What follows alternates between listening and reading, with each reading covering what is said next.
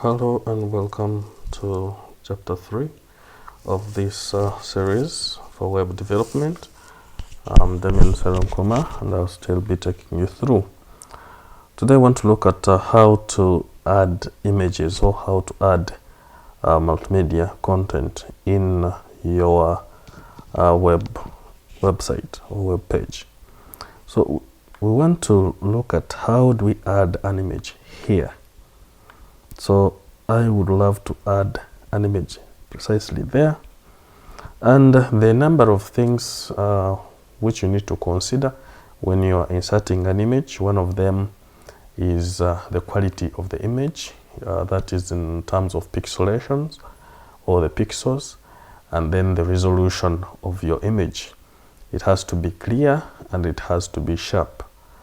Avoid stretching out the image. It's better you stretch it in than stretching it out. Whenever we stretch an image out, you're going to lose quality of this image. The pixels are going to be really exposed. So you avoid stretching out an image. And then one of the other thing that you need to look at is how you save your image. I want to insert this image called cleaning, and this is my index page. So professionally, you would consider adding a folder, and this folder for proper management. In this folder, call it images, then put all your images in that folder. So I'm moving my image into a folder called images. Okay, there I drop it. So when I'm inserting my image, I need to give it a route to find images. So there are two ways. You can either simply drop it there or write the code. But for now, let me just use the interface.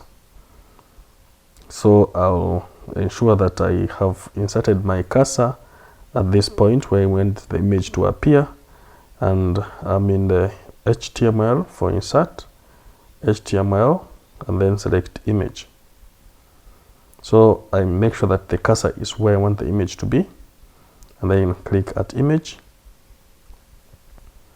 Then you need to navigate where that image is. So my image is on the desktop in a folder called my images, my files, and this is the folder that I'm interested in, images. Then I click at the image and click at OK. So the image will get inserted precisely where I need it to be. Okay. However, it might be too big. So when you click at this image, you can choose to resize it like that, or there. To remove the click at that point, click and hold and move it to the left, or click at that point, move it to the right. But I would advise that you hold it by the corner. Otherwise, when you hold it in the sides, you might not precisely get it right, and the image will be a little distorted. So get it by the corner and move it horizontally so that it adjusts the height and the image, the width, they adjust evenly. Okay, look at that. Okay, so alternatively, how I would wish you manage it well, what I normally do personally is to give, let me undo. So I would wish to select it and then adjust. Look at this. Okay, so the image is selected, and then I can adjust the width and its height. So I just want its height to be 100 and maybe 250. Okay, so 250, when I leave it as 250, it's going to be adjusted and the width will remain the same, 630. So when you press enter, the image is really not good enough. It's not going to be good enough, all right? It's going to be distorted. So what I do, I want that height, but the width, I just want it to automatically adjust itself. So I take the width out, press enter, so that it adjusts the image automatically, right? Look at that. Okay, so if I enter 450, press enter, that's a reasonable size.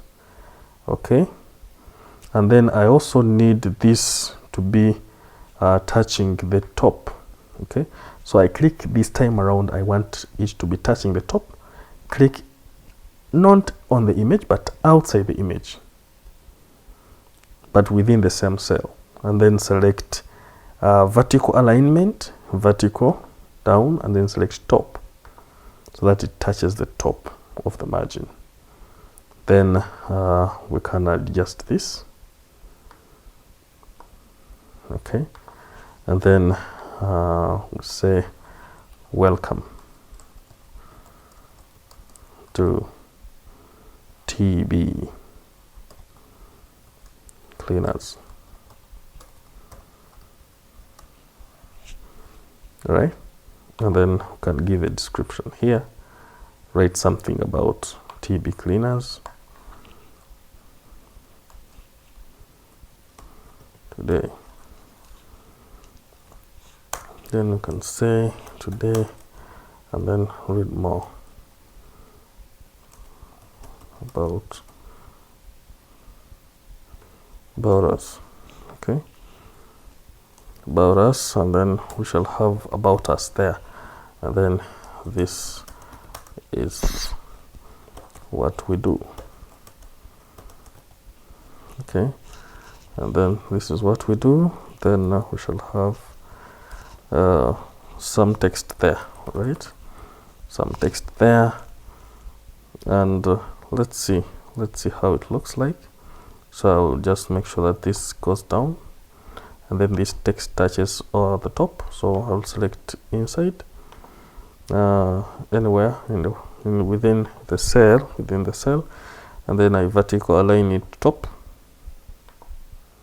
Okay, so that it touches the top, but we don't have to push the text to touch the margins, right? It remains there. Then this one, I need it to be stand out as a heading. So I'll select it, and then I'll go for format. Then I select, instead of none, I'll select heading possibly 2. Okay, or heading 1. All right, have it like that, and then we can have additional text there. Let's see how it appears. So I'll save changes made, and then I'll have it in the browser. So go where it is located, and then open it in the browser.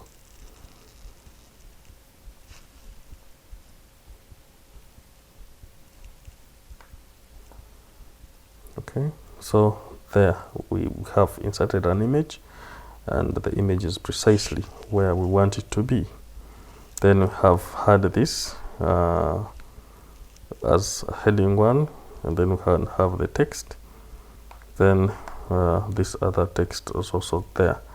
Then possibly what we can do is to ensure that it displays as expected. Move it up slightly so that we cover that space.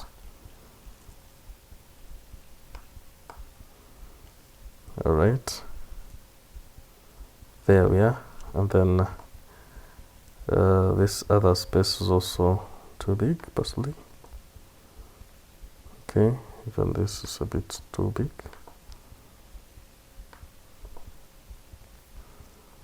And then save changes, Ctrl S, then go back to your browser and refresh.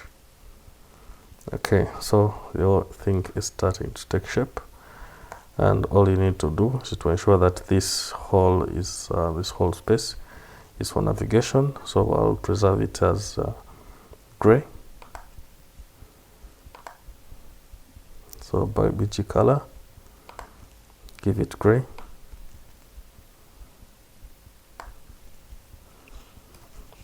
press enter, and then this is font. Okay, this, the whole of this is font, and we want that font to be precisely white. Okay, so you cannot easily get it there unless you go for page properties. That's when you can as well attach text color. Okay, for that text color, when you select white, text color as white, then it will be white. Okay, but this is going to affect the entire page. So what we shall do possibly is to attach a code at that point. Okay, we shall just attach a code at precisely at that point. So to enclose that, go to code, so that we see, yes, starting from that point up to about us, we want everything there to be having this particular code. So I'm just going to break it down and enclose it in a font, the code for font, and then we have the color. The color is a property, then we shall pick color as white, and then press enter. The color is white. Okay, and then we shall as well have this enclosed to be affected by that color. So it has to be enclosed between the two tags. Save changes made, and when you go back to your source code, from your source code to your interface, that color has really changed to white. Okay, precisely, that's what we need to have.